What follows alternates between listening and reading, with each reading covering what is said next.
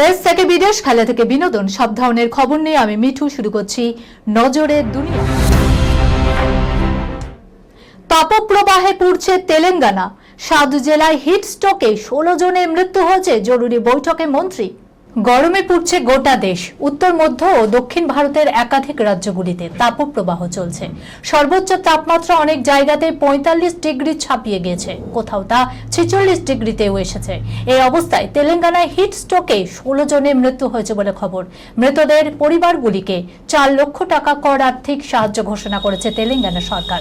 পরিস্থিতি বিপজ্জনক হয়ে ওঠায় শনিবার দায়িত্বপ্রাপ্ত মন্ত্রী পঙ্গুলেটি শ্রীনিবাস রেড্ডি সংশ্লিষ্ট দপ্তরগুলির কর্তাদের সঙ্গে জরুরি বৈঠক করেন। 7টি জেলায় মাত্রা ছাড়া তাপমাত্রার জেরে বিপদ ঘটেছে। এরই মধ্যে চিন্তা বাড়াচ্ছে মৌসুম ভবনের পূর্বাভাস। জানানো হয়েছে আগামী 3 দিন রাজ্যে তাপপ্রবাহ চলবে। এই পরিস্থিতির কারণেই 16 জনের মৃত্যু হয়েছে। জয়শঙ্কর ভূপাল পল্লীতে 4 জনের মৃত্যু হয়েছে। সংকট মোকাবেলায় রাস্তায় ঠান্ডা পানীয় জলের ব্যবস্থা করা হচ্ছে। ওআরএস প্যাকেট ও ঘোল বিতরণও করা হচ্ছে। জরুরি চিকিৎসা পরিষেবা প্রস্তুতি রাখতে কঠোর নির্দেশ দেওয়া হয়েছে স্বাস্থ্যকেন্দ্র এবং হাসপাতালগুলিতে। এছাড়াও প্রশাসনিক কর্তৃপক্ষকে মূলধারার গণমাধ্যম ও সামাজিক যোগাযোগ মাধ্যমের প্রতি ঘণ্টায় সচেতনতামূলক বার্তা প্রচার করার দায়িত্ব দেওয়া হয়েছে। বিমানে গোত্তা খেয়ে ঘুরতে ঘুরতে মাটিতে পড়লেন প্যারাগ্লাইডার। ভাইরাল ভয়ঙ্কর সেই ভিডিও দেখুন। আকাশে ওড়ার আনন্দই আলাদা। তার জন্য অবশ্য বিশেষ প্রশিক্ষণ অভিজ্ঞতা থাকা চাই, তবেই প্যারাগ্লাইডিংয়ের মতো অ্যাডভেঞ্চার স্পোর্টস উপভোগ্য হয়। কিন্তু এত কিছু থাকা সত্ত্বেও বড়সড় দুর্ঘটনার মুখে পড়লেন অস্ট্রেলিয়ার অভিজ্ঞ ও দক্ষ প্যারাগ্লাইডার সাবরিনা। ক্যামেরা নিয়ে আল্পসের পাহাড়ের কাছে প্যারাগ্লাইড করছিলেন তিনি। আচমকায় তার আকাশপথে এসে পড়ে একটি ছোট বিমান।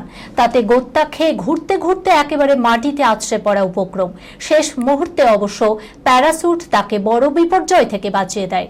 এরপর যুদ্ধকালীন তৎপরতায় সাবরিনাকে গুরুতর আহত অবস্থায় উদ্ধার করা হয়। সংঘর্ষের মুহূর্তে সেই ভয়াবহ ভিডিও এখন ভাইরাল। সকলেই দেখে শিউরে উঠেছে।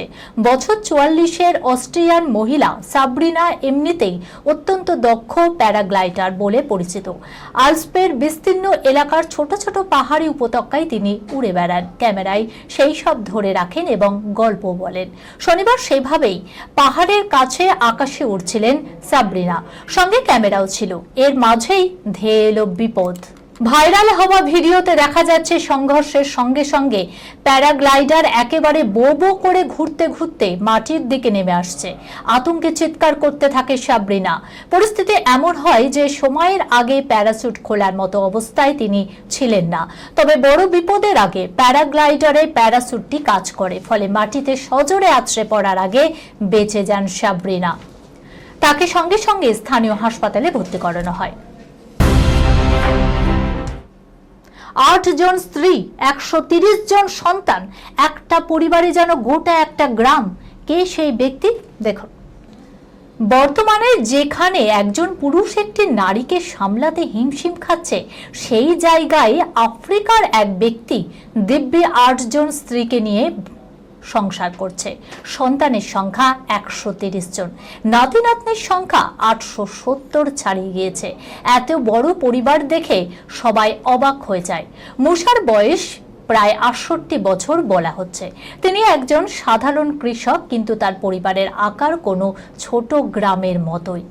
ইউটিউবার আর সোশ্যাল মিডিয়া যখন তার সঙ্গে দেখা করতে যান, তখন তারা অবাক হয়ে যান। মুসা জানিয়েছেন যে তিনি অনেক বছর ধরেই শুধু পরিবার বড় করার দিকেই মনোযোগ দিয়েছেন। তার 8 জন স্ত্রী এবং তারা সকলেই একসঙ্গেই থাকেন। পুরো পরিবার একসঙ্গে মিলেমিশে থাকে। মুসা জানিয়েছেন তার প্রথম এবং শেষ সন্তানের নাম মনে আছে, কিন্তু মাঝের অনেক সন্তানের নাম আর তার মনে নেই।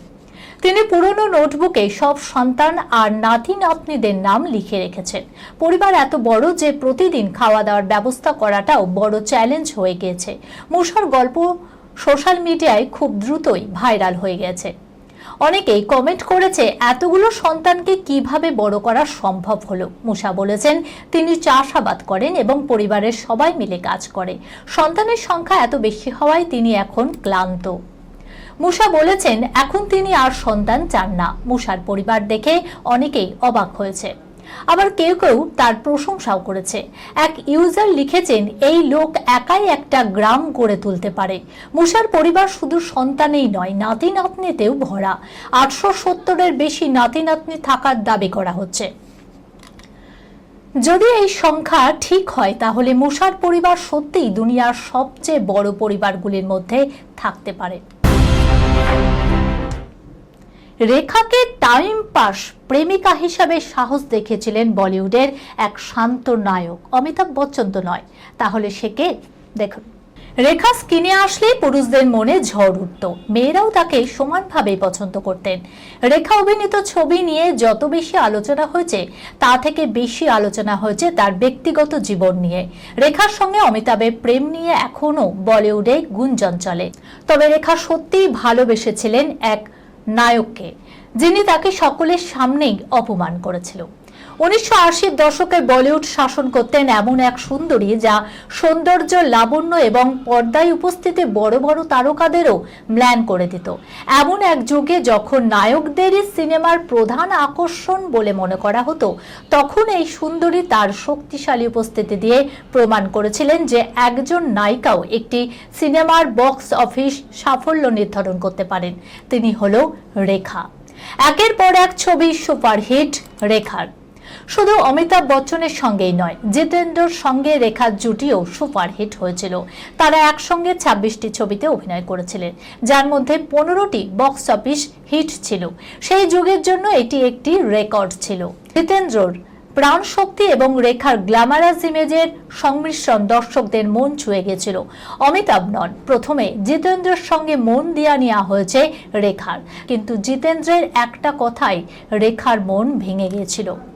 শুটিং এর সময় জিতেন্দ্র তাকে টাইম পাস বলে উল্লেখ করেছিল, যা শুনে রেখা এই কথিত সম্পর্কটি শেষ করে দেন। জানা যায়, ঘটনাটি ঘটেছিল সিমলায় বেচারা সিনেমার কাজ করার সময়। এই খবরের সঙ্গে শেষ করলাম আজকের নজরে দুনিয়া। আপনারা দেখছেন টিভি 24 বাংলা, সংবাদ বিনোদন সারাদিন সারাক্ষণ।